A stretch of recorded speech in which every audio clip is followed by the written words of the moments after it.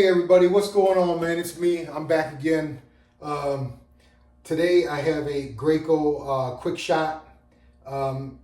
You know, they're really good machines as long as they're being used for what they've been designed to be used for. You know, a lot of times I see these machines come in and they're just being overworked. They're being overworked. I see contractors and they're getting mad because they have nothing but problems with these things.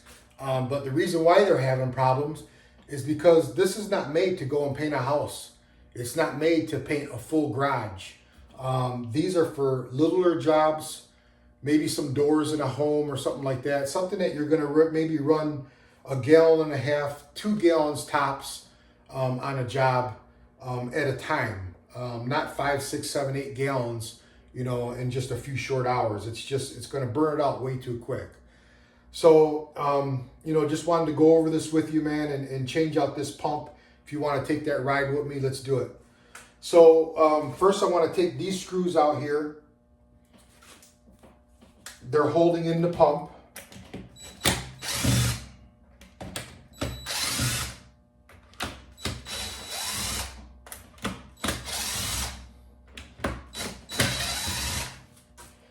And then you're going to want to get maybe a longer screwdriver. This one here works good because there is a screw at the end of this prime valve knob here. So we want to undo that. The new one, the new pump comes with a new handle for that. So sometimes these are really tough to get off of here because the paint has just stuck it on, like this one here. So I'll just get something in here. You don't want to jam it in there too far. So just see if you can kind of break it loose a little bit. Come around. Or maybe even get a knife. Kind of ride in the groove a little bit.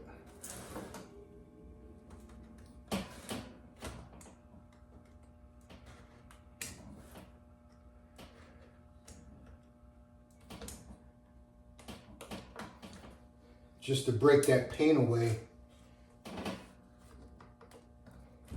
There we go. Just got to be gentle with it a little bit. Take your time. Remove this cover. Here we go. So I've already had this machine apart. And what I did was I went through these valves here. There's three. There's 3 valves here. You take this hose adapter out. There's one underneath there, a ball and a spring. And you take these 2 plugs out. Same thing. There's a ball with a spring in there. I cleaned everything out really well. There was just a little bit of debris in there, not much. Put it back together and it still didn't have any pressure. So we know that the pump is bad. There's not really much more you can do after that. As long as I know that my hose is cleaned out, and my trigger's working, and my needle valve in the trigger is functioning properly, the pump is bad. So that's where we're at right now, and we'll get this thing changed out. So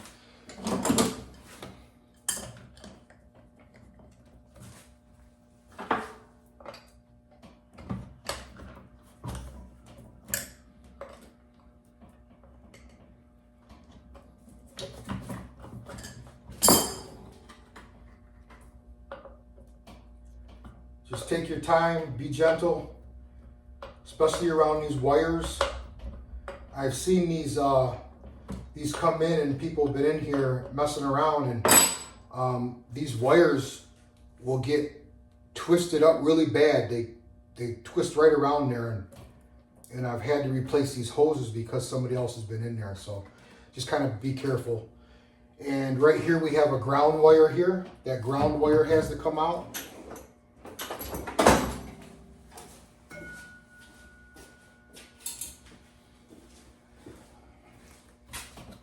So we'll remove this ground wire. And there's your pump right there. So we'll set this to the side.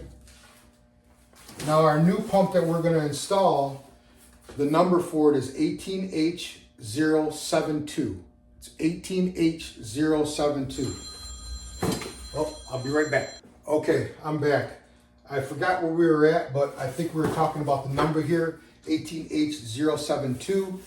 And inside the box here, we have directions. I would suggest if you're going to replace your own pump, please do read the directions. Here's our new pump. And they also give us a new knob for the new pump.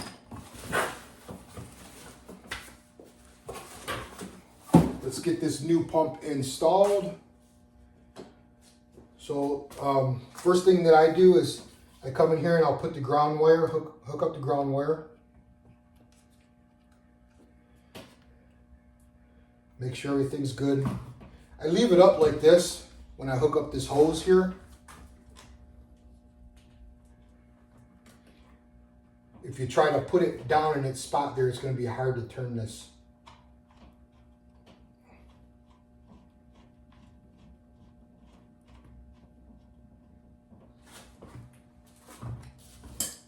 Make sure you hold your adapter.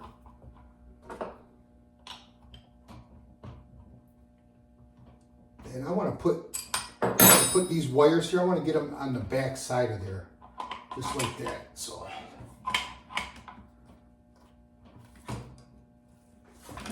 unravel this a little bit. Here, that'll help us out. Okay, I'm back. So we got our wires and everything up on the other side. And remember, if you can look at your manual, they'll show you in the manual the route for these wires when you're putting them back together. So we want this to go in a little slot here. And then you just drop your pump right down in there, like so. And she's in right there, nice and secure. Our wire's out of the way. We're looking good there. Excellent. So we'll go ahead and put our cover back on.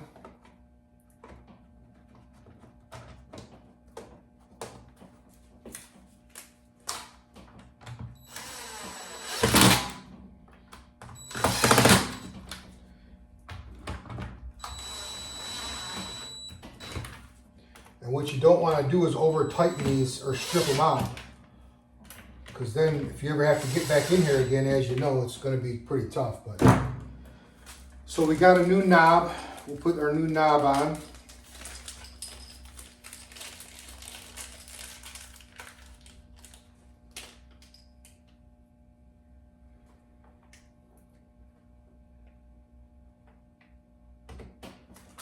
Got to line that up with the hole there.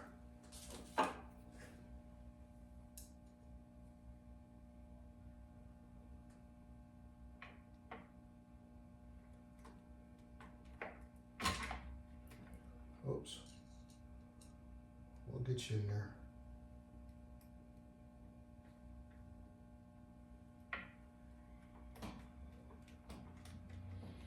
It's better to have a longer screwdriver here, because if you got a shorter one, then you're up on too much of an angle here.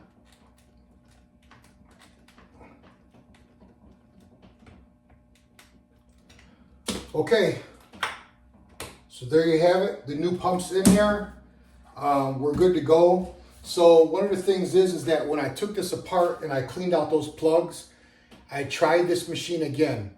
And so I took it outside, and a lot of times you can tell if the pump is bad. If your plugs are cleaned out really good and you know everything's working in there, your balls are moving freely, the springs are not broken or anything like that. If this thing only shoots, if you take water and fill this up with water and you hold it, hit the trigger. If this thing only shoots 4 or 5 feet in front of you, yeah, your pump is bad, pretty much. You want this thing should be shooting about 10 or 12 feet of water. When you hit that trigger, bam, she shoots out about 10, 12 feet. If she's just coming in 4, 5, 6 foot right in there, it's time for a new pump. So, hey, I hope this helped you out. Like and subscribe, and I'll catch you on the next one.